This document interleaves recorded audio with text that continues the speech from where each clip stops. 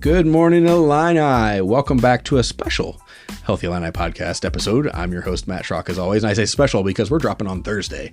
We normally drop on Tuesdays, as you know, if you followed us every week during the semesters, and twice a month during the break times. We air new episodes on Tuesday morning. But because today is the second half of a conversation we're having, we're dropping it on Thursday. You can find the first half on Tuesday. And check that out because that will lead directly into this conversation. But you don't have to listen to that one to listen to this one. There's ideas in both that can stand alone. And so we're excited if you're following up. If you're jumping in for the first time, feel free to stop this one, go back and listen to the other, and then jump back in. Or you can follow along as we're going here. And we're talking today about autism because April is Autism Awareness Month. As before with the continued conversation, I'm joined by my three guests who are active on campus with autism and neurodiversity. And first up, we have Dr. Jeannie Kramer. She is the director of the autism program and also the director of the Illinois Neurodiversity Initiative. Dr. Kramer, thanks for being here. Great to be here. Also joined by Dr. Kim Patton. She is the assistant director for the Illinois Neurodiversity Initiative. Dr. Patton, thanks for being here. Thanks for having us. And rounding out the trio is Adrienne Shockley. She's the assistant director for the autism program. Adrienne, thanks for joining us. Thanks for having us. And we started the conversation in the last episode because April is Autism Awareness Month. And we were talking a lot about what autism means, what it is not, a lot of it from a physiological standpoint, from indicators internally that you might see in yourself or someone else that could lead to a conversation about autism, of understanding what autism spectrum is. And so I really, really strongly suggest that if you're listening to this and you haven't checked out that episode, go check it out because there's a lot of information that will that'll build a baseline for what we're going to talk about today. But let's say that you or someone you care about has an autism diagnosis, is starting to go down that path, or is wondering about that, like maybe I do. And the next question is, okay, what now? Because you've got this idea, okay, I may be on the spectrum, I may have this, but I don't know how that actively interacts with my life. I don't know how I interact with that in my life, and with where I am, environment, and people, and things like that. And so now I want to have that conversation about resources and practical ways to address the needs in the life of someone on the spectrum. But before we get into some of those things, we didn't do it last time because I knew it was coming up in this episode, but I want to lay a foundation of what the autism program is, of what INI, the Illinois Neurodiversity Initiative, is. And so let's just start there. If you would just share a little bit about what those programs are and kind of what the purview is of those things. Sure. So the Autism Program, or TAP, as some people refer to us as, is actually a statewide organization. There are multiple sites all throughout Illinois, but here locally, we are a resource and referral center. So we make lots of different referrals for diagnostics and screening, as well as speech therapy, occupational therapy, social groups, ABA therapy, mental health services, whatever your support needs are, we try and connect people to those services. We also offer a new diagnosis orientation and different consultations. So when you first get a diagnosis, we talk with the individual or the family about what that looks like for them, and get them connected to different supports and services in the area.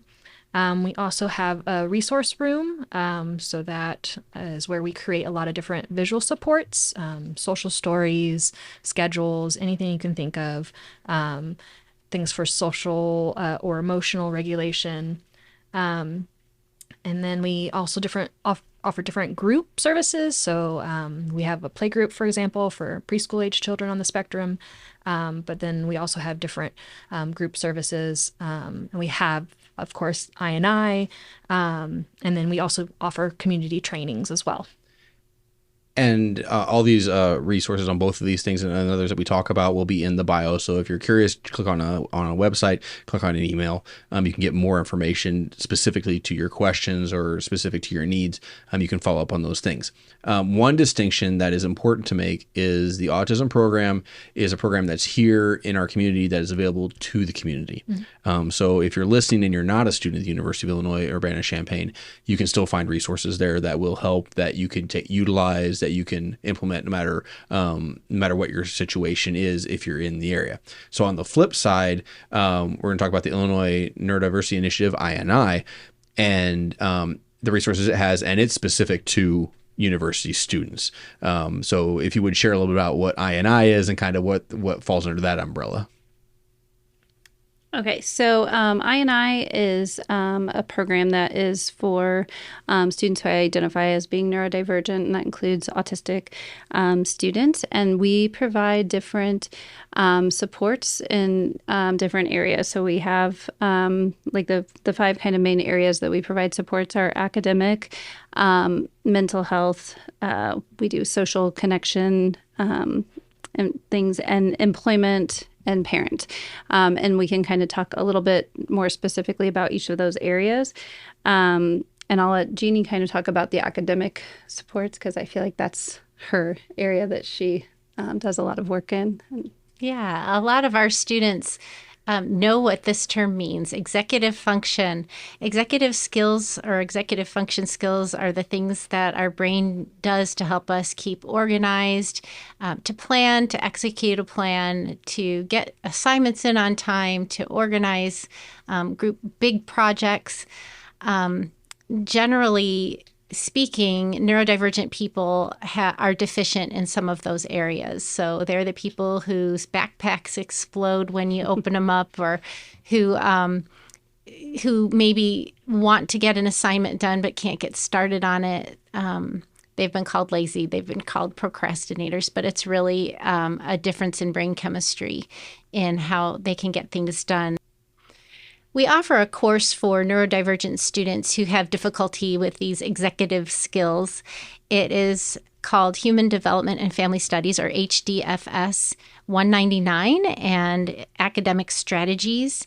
In that class, the students take assignments from their other courses and learn strategies to overcome or compensate for some of these executive function deficits that they have. We also, through the Illinois Neurodiversity Program, offer study halls, which is great. Students come and they have accountability to studying with one another, and a time that's consistent in their schedule to come and be productive. They are also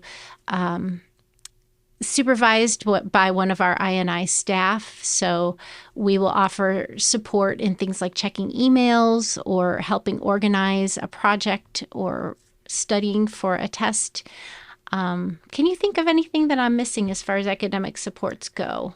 We're planning, we do check-ins with our students too, to like make sure that academically they're on track. They don't, they can divulge whatever they want to divulge, but we want to just make sure that if they are struggling, things like that, that we can provide, supports or ensure that they're coming to study hall, or if they have different, we're not content specialists, but we can help to ensure that they're getting tutoring supports or things like that if they, so we try to check in with them fairly often throughout the semester to make sure that that's under, that they're taking care of their academic needs.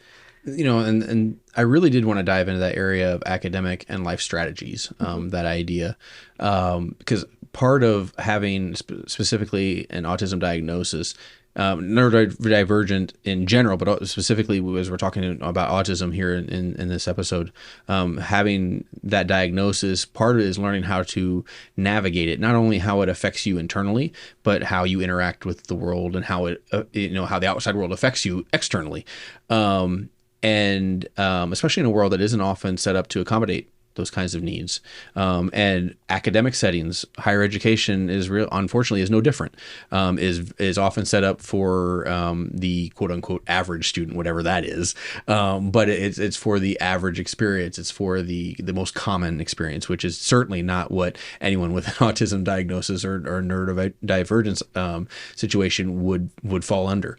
And so you talked about you said you had strategies. Could you just give a few examples? And obviously, as we're talking about this, it's not going to be like this is the example that works for everybody, but just an idea of if somebody's listening, they're like, okay, I heard strategies, but what does that mean? If you just kind of give an idea of how you approach that and how you try and implement a strategy to somebody. Sure. I think that the primary thing we focus on in that class is understanding how your brain works individually. Everyone's is different, but exploring how your own brain works and understanding that is the core component that you need in order to be successful anywhere, right? So once you gain that understanding of my brain is great at this, but could use some support in that, some of the areas you might need support in is organizing your projects, planning them, getting them done on time. We teach students how to take all of the steps, thoughts, plans that are in their brain and externalize them into something visual that they can look at.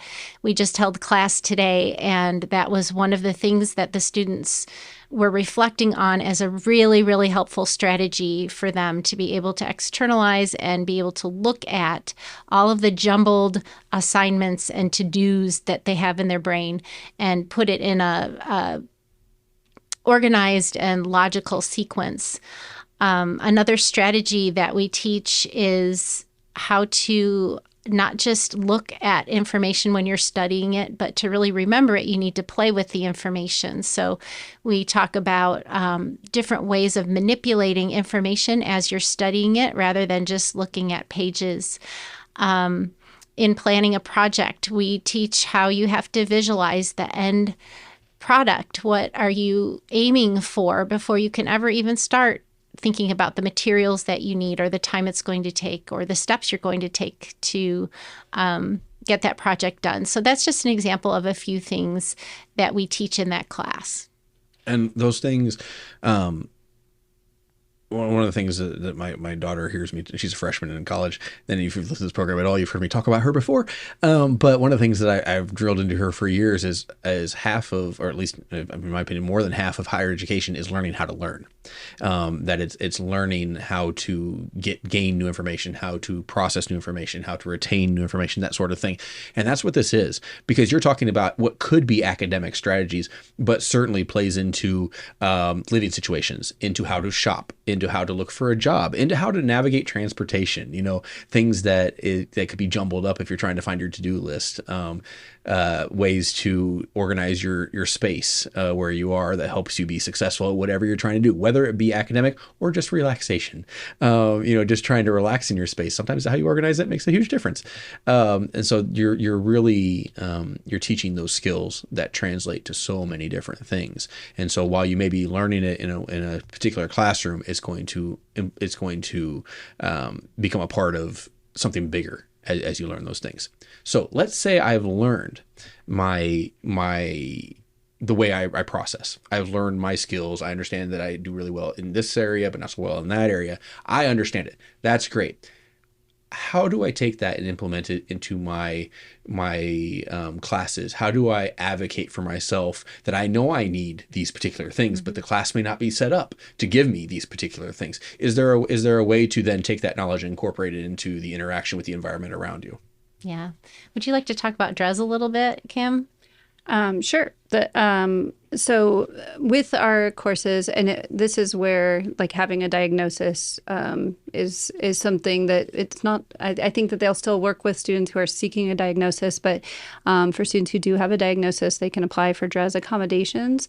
DRES is? Oh, I'm sorry, the Disability Resource and Education Services. I only say that because I know what DRES is on the campus, but if you're not familiar with it, that helps. Yes. So for students who need academic accommodations, and this could be things like extended time on tests, preferential seating. There's a variety of different things. It's different. Like the work's not going to be modified or changed, but you might be able to have a quiet testing environment instead of taking a test in, a different, like in the typical classroom setting, things like that. And so we encourage all of the students that are part of INI to seek out DRES accommodation supports for classes, because we can't provide those kinds of things, but for students who need those different accommodations, and they have to be, able to identify that they have that need. And so we also try to help students recognize the importance in seeking that out, even if it's like, we'll have some students, sometimes they're like, oh, I don't really think I need that. But we really encourage them, regardless if you think you need it, it's important that you seek out, because you may have a situation where all of a sudden you're like, wait, I think that I'm really struggling because I don't have enough time to finish this test, these tests. And so typically the DRES accommodations are not retroactive. So you have to have that in place initially. And so we really work with our students to ensure that they're, getting those accommodations letters and getting the supports they need in whatever academic settings that they're in. And that's one of the strengths of INI and of the TAP program both, is that while you may not be able to give the accommodation, you can support along the way, and you can advocate with them, alongside them. And one of the things in the prep work that I thought was really impactful was that you all talked about the importance of finding community and finding understanding individuals, because for a lot of people in all sorts of situations, but autism is certainly one of them, it can feel like I'm the only one, or it can feel very isolating, or it can feel just daunting because it feels like I don't know what to do and there's nobody to turn to, but there are people to turn to. And have you found through INI that you've been able to help people find their community with like-minded? Yeah, definitely. And so every Wednesday night we have a social gathering where we provide dinner for the students that are in INI, and they come in every Wednesday. It's just the dinner part is very unstructured. Just hang out, have dinner, and it's just like a social night, like any other social night. Everybody's engaging, talking with each other, having a great time. Like one of the diagnostic criteria is the social deficit, but when you have a bunch of neurodivergent or autistic students all together, you don't see the social deficits. You really see this community interacting. And we've had students talk about that INI is really like what helps them to make a very large campus feel like a small, like they have a home, they have a group that really understands them, that they feel super comfortable being a part of. And that's what it's been really impactful to see that. And just see the students kind of as they, are maybe starting and things, the beginning of the semester looked a little bit different, and now they're just so comfortable with each other. And it's just, I feel like that piece is a really big part of it. Yeah. And I kind of would like to expand on that. The students are realizing that in a neurotypical world or in a typical world, their communication style is different. But when they get together, they communicate just fine with one another. And so we've started talking about how autism is kind of like a different language, not necessarily a language impairment or deficit. So you get in community with people who are alike, who are similar, and all of a sudden communicating becomes easy.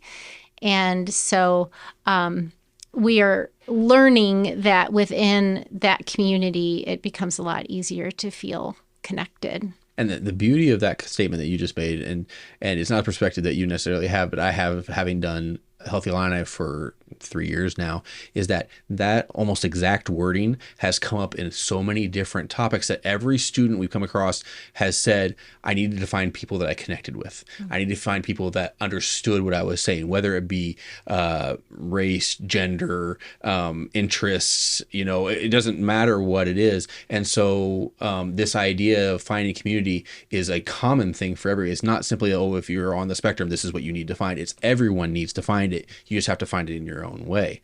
And now with INI especially having been started, there's another opportunity for a subset of our campus body, because we have a massive campus body of very diverse, very thriving, interesting, intricate campus body. This just gives another opportunity for those who may not have felt like they could find their community, now has a community to go to. And so that's huge.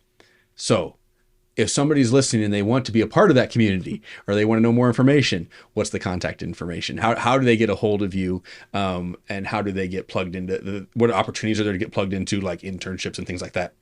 What opportunities do people have to be connected to this community, and how do they do that?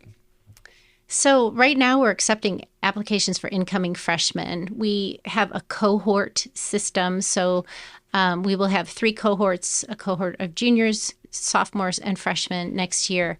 However, we have quite a large percentage of students who found us once they got to campus. And so we are not exclusive to incoming freshmen. If you're on campus and this sounds like something you'd like to get involved with, our website, Illinois.edu is where you would contact us, or you can look and find our email addresses. You can email me, Jeannie, or Kim, and get a hold of us that way, and we'd love to talk to you. And again, we'll have that in the bio. Click on it. Just, it's as simple as that. Click on it, send an email, and get that first step. And one thing I wanted to kind of have you just very, very, very, very, very briefly share about, but I thought was really interesting, was that through the program of TAP and INI and things like that, that you can get connected to things like there's a Microsoft job pipeline or something, not to promise anybody anything, but just something that's happened before, just kind of something I thought was really interesting that was happening that I didn't even know it was existing on this campus. So, I will be trying to be brief. This was born out of Microsoft coming to campus and trying to make our campus more accessible.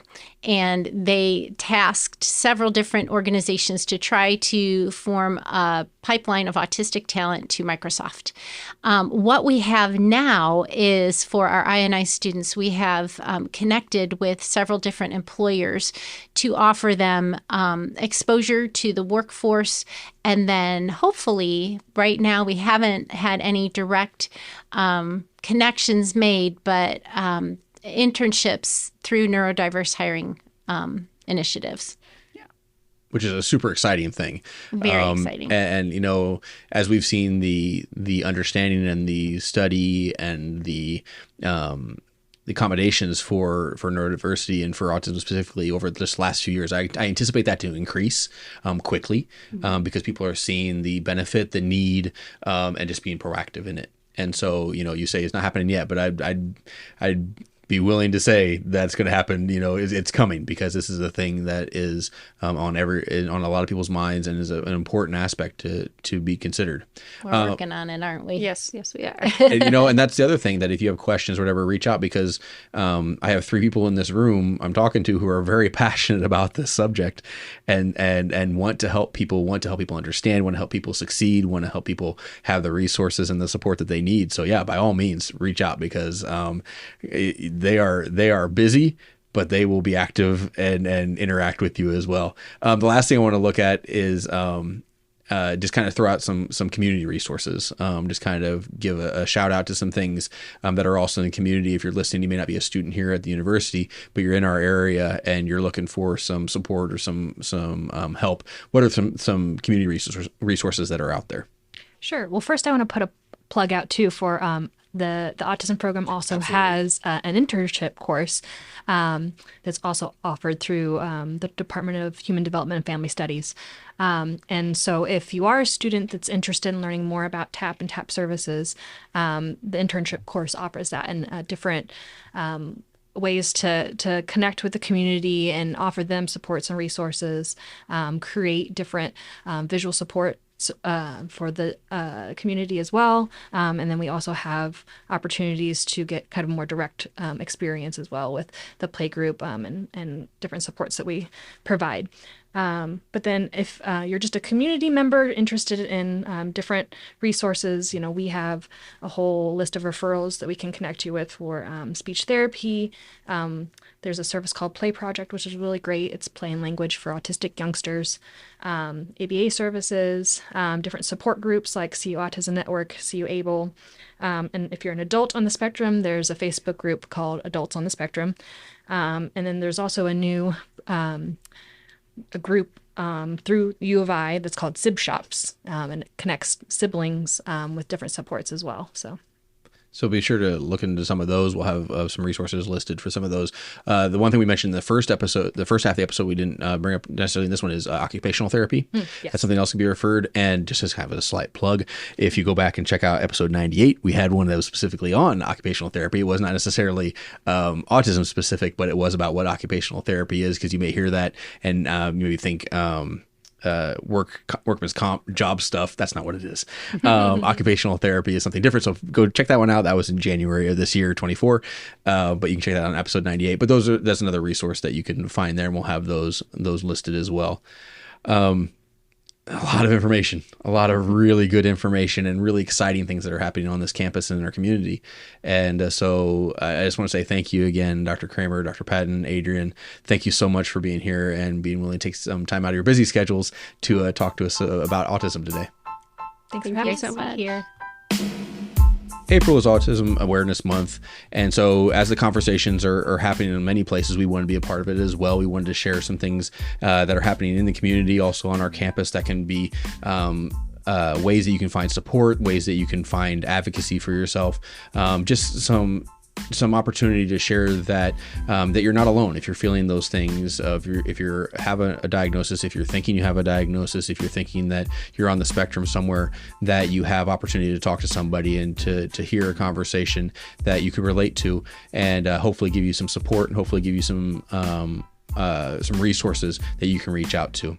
If you have any questions, as always, reach out to us here at Healthy Illini. Feel free to contact us at McKinley, contact the Autism Program, contact the Illinois Neurodiversity Initiative. We would all love to hear from you. We would all love to have a conversation, to be able to be a part of your journey, to help you in whatever way we can, to be the best person, the best student and the best person that you can be. But thank you for joining us today. You are on a personal journey no matter where you are in it. You are important and you matter. Your health and wellness are important and matter, and we're here to keep you well to excel. So go have a great week, Illini. Let us know how you're doing, and we'll catch you next time on Healthy Illini.